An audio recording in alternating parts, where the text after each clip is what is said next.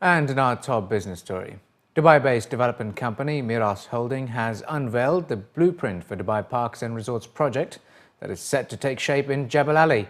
Launched under the directive of His Highness Sheikh Mohammed bin Rashid Al Maktoum, the Vice President and Prime Minister of the UAE and ruler of Dubai, Dubai Parks and Resorts has been designed as a mega leisure and entertainment destination to serve the regions that are within an 8-hour flying distance from Dubai. Dubai Parks and Resorts articulates Dubai's Tourism Vision 2020, which under the directives of the ruler of Dubai sets the guidelines for Dubai to double its annual visitor numbers from 10 million in 2012 to 20 million in 2020 and increase the economic contribution of the tourism sector.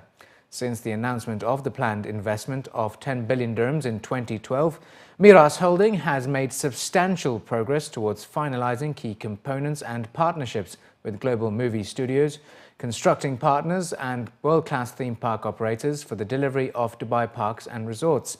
The first phase of Dubai Parks and Resorts will comprise 3 theme parks: Motion Gate Dubai, Bollywood Parks Dubai and Legoland Dubai.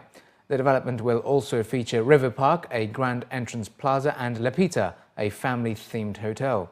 The first phase is scheduled for completion in 2016, with groundwork having commenced on site in February 2014. Dubai Holding, the global investment holding company of the Dubai government, has announced that its business group recorded a net profit of 2.1 billion dirhams in the first half of the year, on the back of a surge in revenue to 5.6 billion dirhams. Dubai Holding Commercial Operations Group, or DHCOG, said it expects annual net profits to exceed 4 billion dirhams, as it is confident that its performance would continue to improve over the second half of the year. Since it is the first time that DHCOG has reported mid-year results, a comparative profit figure for the corresponding period of 2013 was not available. For the whole of last year, DHCOG had posted net profit of 3.3 billion dirhams and total revenue of 11.6 billion dirhams. Mohammed Abdullah Al Gargawi, the chairman of Dubai Holdings, said the business unit's ability to continue to generate solid earnings highlighted both the strength of its financial position and the success of a strategy that is focused on investing in sectors vital to Dubai's economic development. Dubai Holding operates in 24 countries through 4 leading businesses.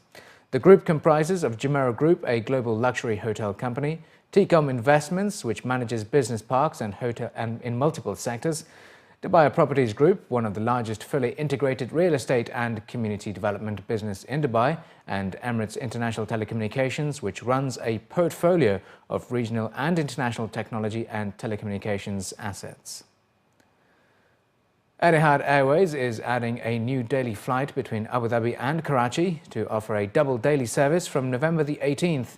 The additional service will utilize a 2-class Airbus A320 aircraft configured to carry 136 passengers with 16 seats in business class and 120 seats in economy, and sees 1,904 new seats per week added to the Abu Dhabi to Karachi route.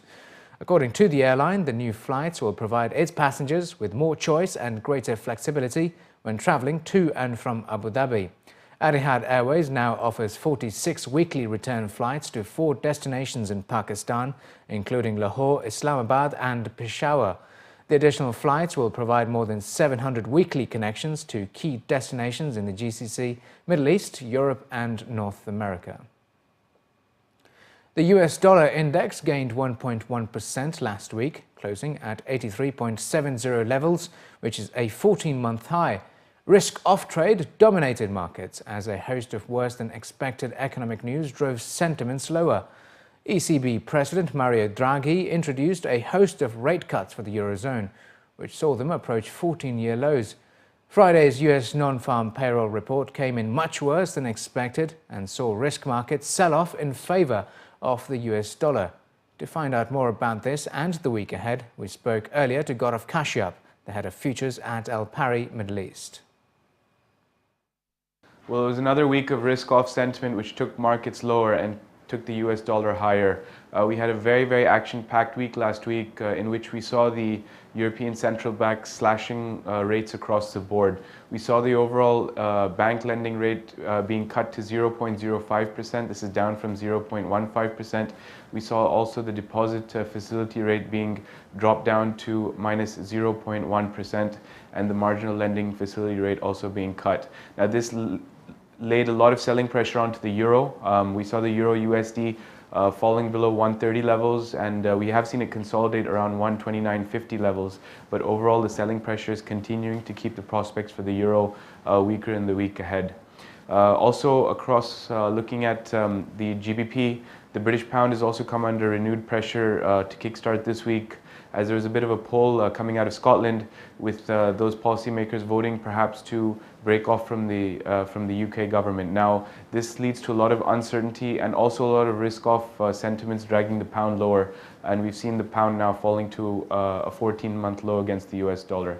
We're looking at probably targets of around 159 for the pound in the week ahead. We do have some manufacturing and production data coming from the UK, which should also lay weight to that weakening of the pound in the week ahead.